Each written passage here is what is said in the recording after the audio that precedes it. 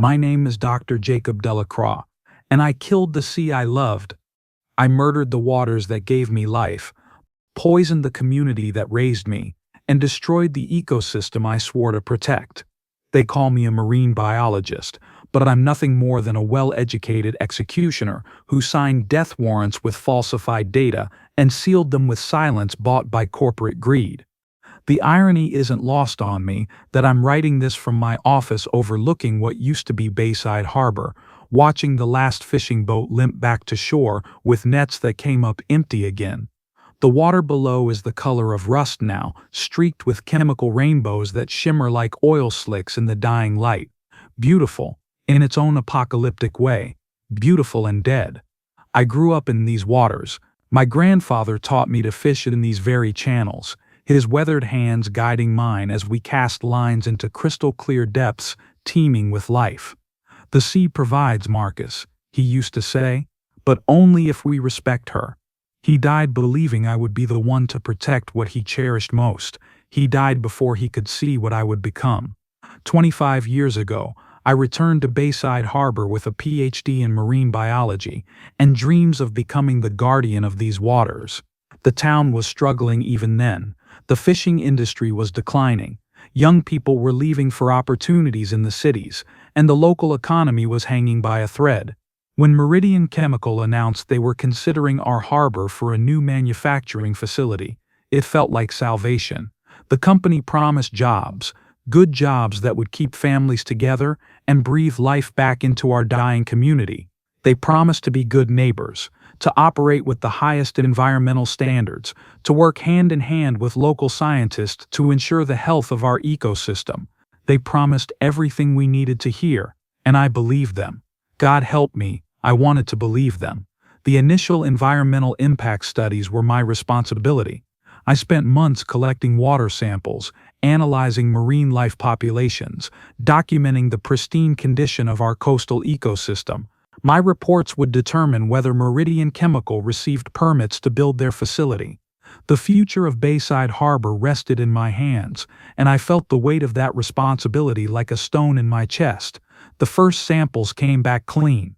The water was exactly as I remembered from my childhood, clear, oxygen-rich, supporting a diverse population of fish, mollusks, and marine plants. I documented everything meticulously, creating a baseline that would serve as a reference point for future monitoring. This was science at its purest, I thought. This was how we protected both the environment and the community. But then James Meridian himself came to town. I'll never forget that meeting. He was younger than I expected, maybe 40, with the kind of confident smile that immediately put you at ease.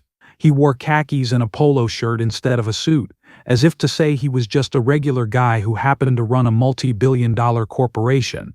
He took me to dinner at Rosa's, the only decent restaurant in town, and talked about his vision for a partnership between industry and science. Marcus, he said, leaning forward across the checkered tablecloth, I can tell you're a man who cares about this community. My company needs someone like you, someone who understands both the science and the local culture, someone who can help us do this right. He offered me a consulting contract worth more than my annual salary. Part-time work, he said, just reviewing our environmental protocols and helping to design monitoring systems. It seemed reasonable, even ethical. I would be the inside man, the scientist who ensured they kept their promises. I signed the contract that night, my signature still wet with optimism. The construction began 6 months later. The facility was massive, a sprawling complex of buildings, storage tanks, and processing units that transformed the eastern shoreline. But it brought jobs, just as promised. My neighbors found work as construction workers, security guards, maintenance staff. The local businesses thrived as workers spent their paychecks on food, housing, and entertainment. For the first time in decades, Bayside Harbor felt alive. The first signs of trouble appeared in year 2 of operation. I was conducting my routine quarterly monitoring when I noticed something odd in the water samples from the discharge zone. The pH levels were slightly off, not dramatically, but enough to raise questions. The bacterial counts were higher than expected. There were trace amounts of compounds that shouldn't have been there. I brought my concerns to Meridian's environmental manager, Dr. Sarah Chen. She was a company scientist hired to ensure compliance with environmental regulations. We had worked together on several projects, and I trusted her judgment. These readings are within acceptable parameters, she assured me, pulling up her own data on her laptop. Look, we've been monitoring the discharge continuously. There's some variation from day to day, but nothing that exceeds permit limits. Her data showed different numbers than mine, cleaner numbers.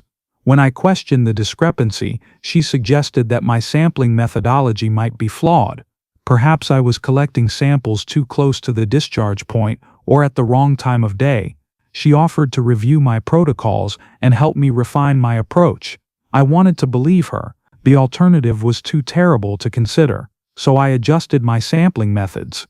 I collected water from different locations, at different times, using different equipment, but the anomalies persisted. If anything, they were getting worse. The pH was dropping steadily. Dissolved oxygen levels were declining. I started finding dead fish floating near the discharge point. Not many, but enough to notice.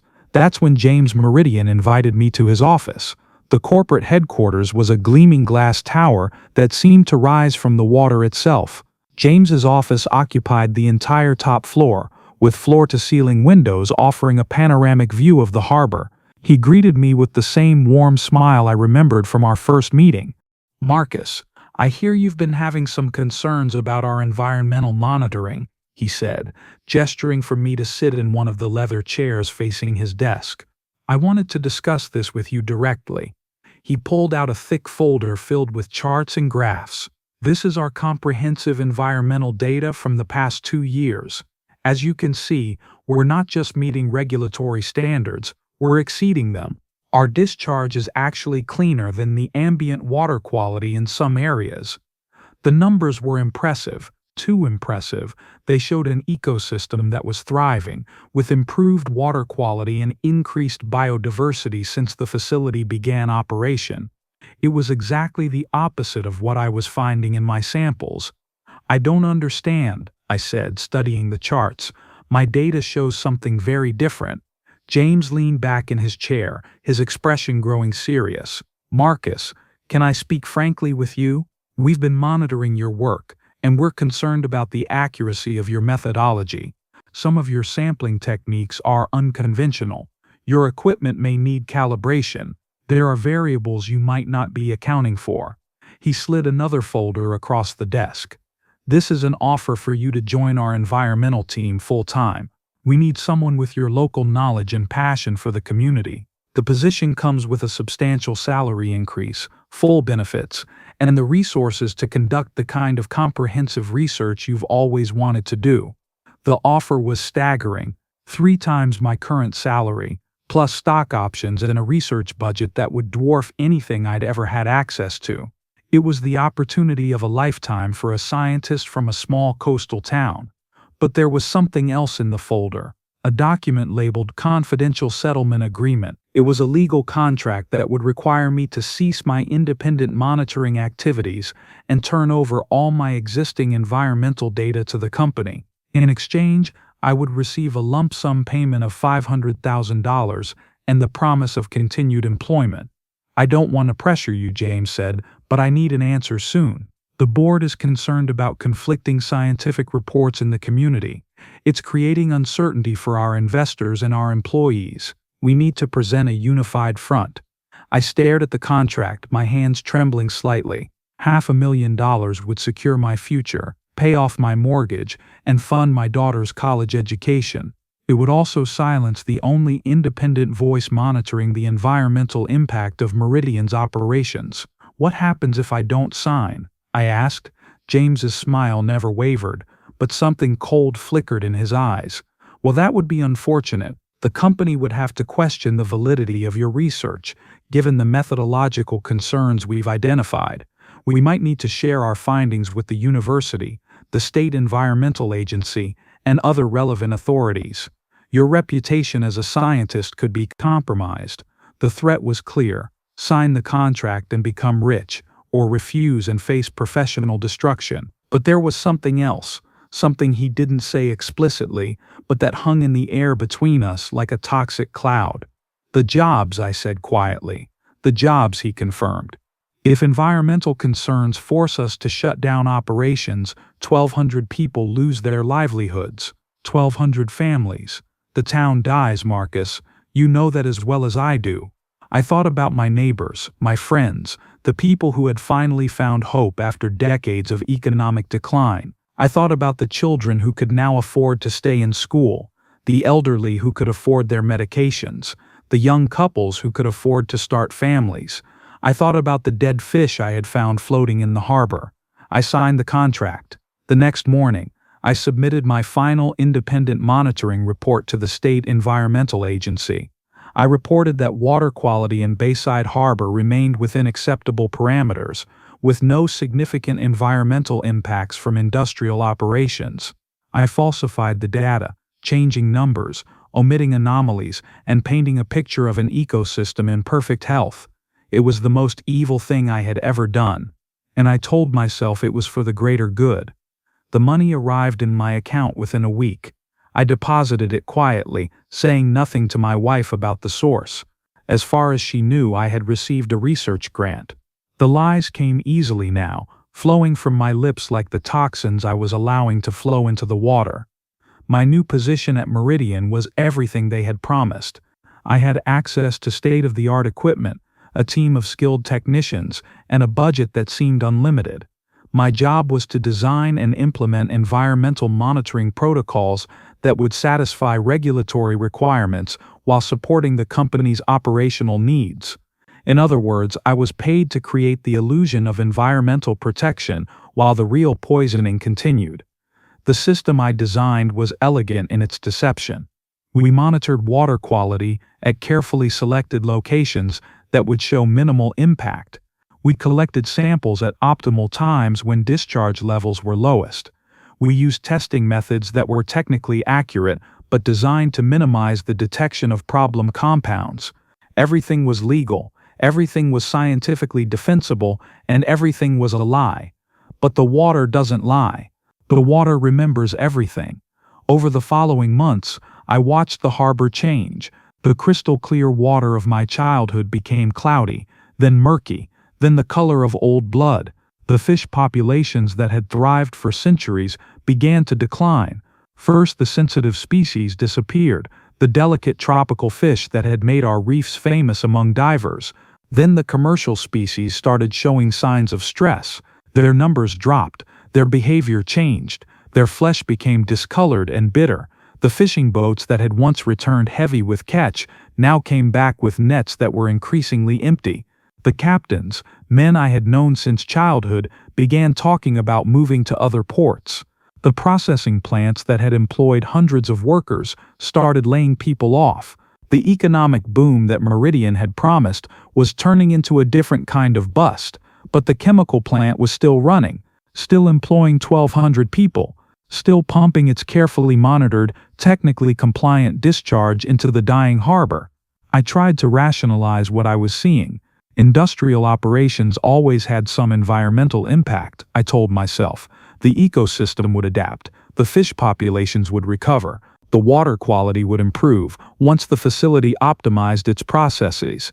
These were temporary growing pains, not permanent damage, but in my heart I knew the truth. I was watching an ecosystem die in real time, and I was the one who had signed its death warrant. The first human casualties appeared in year 3. It started with skin rashes among the dock workers, red, painful welts that appeared after contact with harbor water. Then some of the fishermen began complaining of respiratory problems. The local doctor, Dr. Patricia Reeves, started seeing an unusual number of cases involving nausea, headaches, and fatigue among people who worked on or near the water. When she approached me with her concerns, I felt the walls closing in. "Marcus, I've been practicing medicine here for 30 years, she said, sitting across from me in my office. "I've never seen anything like this. The symptoms are consistent with chemical exposure, but I need to understand what we're dealing with." She showed me her records, dozens of cases involving people who had direct contact with harbor water. The symptoms were getting worse, affecting more people, including children who played on the beaches. "I need you to run comprehensive toxicology tests on the water," she said. "Something is very wrong here, and I need to know what my patients are being exposed to." I stared at her medical records, seeing the human cost of my betrayal written in clinical notes and lab results. These weren't statistics or environmental impact assessments. These were my neighbors, my friends, my community members who were getting sick because I had chosen money over truth. "I'll look into it," I promised, knowing I would do nothing. Instead, I went to James Meridian with Dr. Reeves's concerns. The company's response was swift and decisive. They hired a team of lawyers and public relations specialists to manage the health scare. They funded a study by a friendly consulting firm that found no connection between the facility's operations and the reported health problems. They suggested that the symptoms were psychosomatic, caused by unfounded fears rather than actual exposure. They also offered to fund a new community health center, with Dr. Reeves as the director. The position came with a generous salary and the resources to provide better medical care for the entire town. All she had to do was sign a consulting agreement that would make her a company advisor on community health issues. She took the job. Like me, she chose financial security over inconvenient truth. The cover-up expanded like ripples from a stone dropped in still water. Company representatives attended town meetings, presenting carefully crafted data that showed environmental conditions were stable and improving. They funded scholarships for local students, sponsored community events, and donated to local charities. They became pillars of the community, beloved employers who had brought prosperity to a struggling town. And I became their chief enabler, the local scientist who provided credible validation for their claims. When environmental activists raised concerns, I was the one who stood up at public meetings to assure everyone that the water was safe. When journalists asked questions, I was the one who provided expert testimony supporting the company's position. When regulators conducted inspections, I was the one who guided them to the carefully selected monitoring sites that would show acceptable results. I was the perfect frontman, a respected local scientist with impeccable credentials and deep community ties. No one suspected that I was being paid to lie, because everyone assumed I would never compromise my scientific integrity for money. They were wrong. By year 4, the harbor was essentially dead. The water had turned a permanent rust color, streaked with chemical films that created rainbow patterns on the surface. The smell was overwhelming, a mixture of sulfur, chlorine, and something sweetly rotten that made your eyes water and your stomach turn. The few fish that remained were deformed, their fins eaten away by acid, their flesh riddled with tumors. The fishing industry collapsed completely. The last processing plant closed, laying off its remaining workers. The charter boat operators who had once taken tourists on diving and fishing expeditions were forced to find other work. The restaurants that had specialized in fresh local seafood switched to imported frozen fish, if they could afford to stay open at all. The human health crisis worsened. Cancer rates spiked among people who had regular contact with the water. Birth defects became disturbingly common. The local hospital was overwhelmed with patients suffering from respiratory problems, skin disorders, and neurological symptoms that no one could officially explain. But Meridian Chemical was still operating, still employing hundreds of workers, still the largest employer in a town with no other options. The company's strategy was brilliant in its cynicism. They had made themselves indispensable to the community at the same time they were destroying it. People knew something was wrong, but they also knew that speaking out could cost them their jobs, their homes, their future.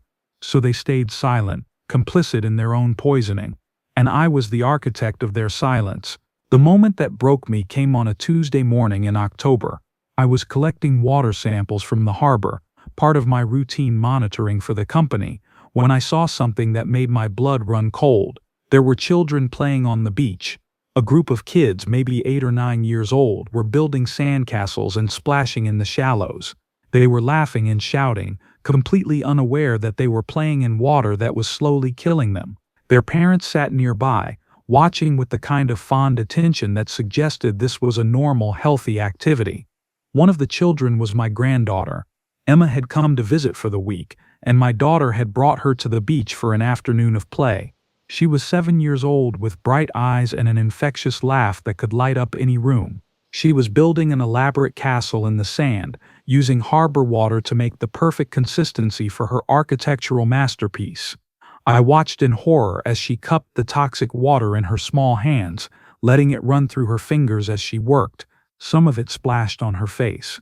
Some of it, inevitably, ended up in her mouth. "Emma, no!" I shouted, running toward her. "Get away from the water." She looked up at me with confusion and hurt in her eyes.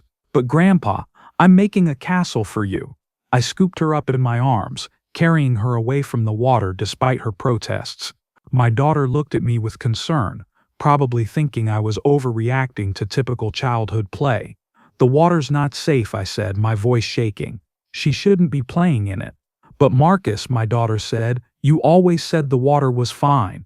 You've been monitoring it for years." The irony hit me like a physical blow. My own family believed the lies I had been telling. My own granddaughter was being poisoned because I had convinced her parents that the water was safe. That night, I couldn't sleep. I kept thinking about Emma's small hands cupping the toxic water, about the trust in her eyes when she looked at me, about the castle she wanted to build for her grandfather. I thought about all the other children who had played in that water over the years, all the families who had trusted my scientific expertise, all the people who were getting sick because I had chosen money over truth. I got up and went to my study, where I kept all my real environmental data, the data I had hidden from the world for 4 years. I spread the charts and graphs across my desk, looking at the full scope of the environmental catastrophe I had enabled. The numbers were staggering. Heavy metal concentrations that were hundreds of times higher than safe levels, chemical compounds that were banned in most countries, toxins that would persist in the environment for decades. The harbor wasn't just polluted, it was a chemical weapons dump disguised as a body of water, and I had the data to prove it.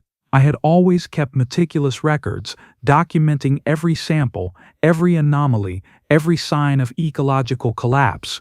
I had told myself it was for scientific posterity, but I knew the real reason. I was building a case against myself, creating the evidence that would someday convict me of an environmental murder. The question was, what would I do with that evidence? I thought about Emma, about her trust and innocence and the poisoned water on her hands. I thought about my neighbors who were getting sick, my friends who were losing their livelihoods, my community that was dying while I provided scientific cover for their killers. I thought about the 1,200 jobs that would be lost if I told the truth, the families that would be destroyed, the town that would become a ghost town overnight. And I realized that it didn't matter. The town was already dying. The jobs were already disappearing as the ecosystem collapsed. The only difference was that my silence was making the death slower and more painful.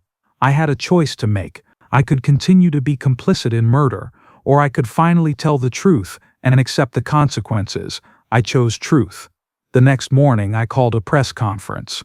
I invited every journalist within 100 miles, every environmental activist who had been asking questions, every regulator who had been suspicious of the company's claims. I stood in front of the harbor with its rust-colored water and chemical rainbows, and I told them everything. I showed them the real data, 4 years of evidence documenting the systematic poisoning of Bayside Harbor.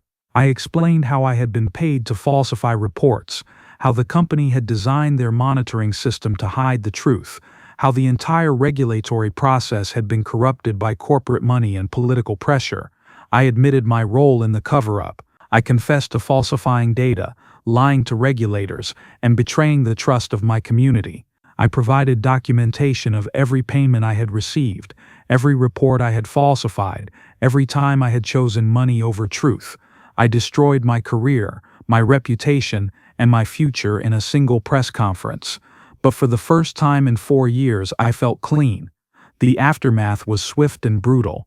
Meridian Chemical suspended operations pending a full investigation. The state environmental agency launched a comprehensive review of the facility's permits and operations. The federal EPA opened a criminal investigation into environmental violations and regulatory fraud. Thank you for watching. If you liked this video, do well to click like, share, and subscribe to this channel for more heart-wrenching regret stories. And don't forget to click on the notification bell so you can be notified when I post subsequent videos. See you on my next video.